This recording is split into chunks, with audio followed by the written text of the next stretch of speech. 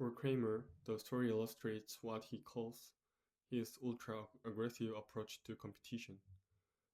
I've been capable of building Sentry because I'm very competitive.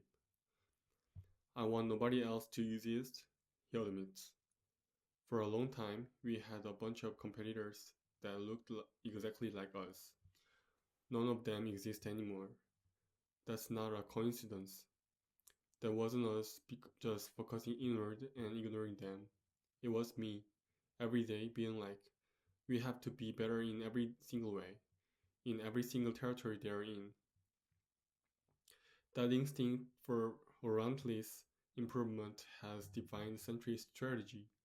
When one rival began gaining traction in the PHP Laravel open source community, a popular web framework used by millions of developers to build modern applications, Kramer refused to concede ground. We can't have that. We have the better product, the better engineering. Overnight, we went from barely existing there to being the clear leader. We even hosted the first official party at the conference, so everyone knew who we are, he says. This aggression has never mellowed, and he advises early stage founders to be just as assertive over their turf. If a startup enters our space today, the executive team is immediately focused on them, says Kramer. You can't let anyone wedge into your market. That's how you lose the thing that made you successful in the first place. Even when competing with giants like Datadog, his posture remains the same. Don't replicate, innovate. Our strategy is to do what they can't, not feature match. You don't compete by building the same product. You compete by building the one they can't.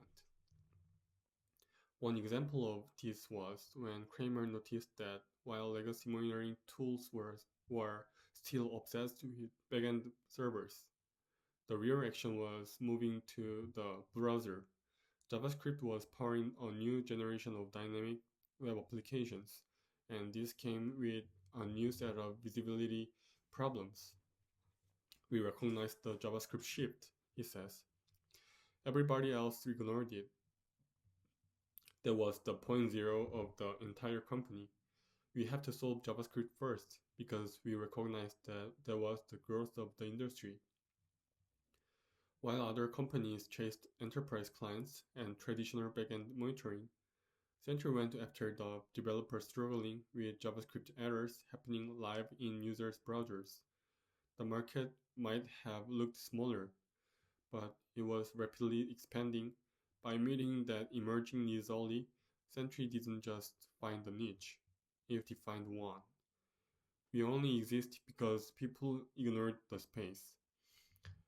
We might still have grown, but we are dominant in the market.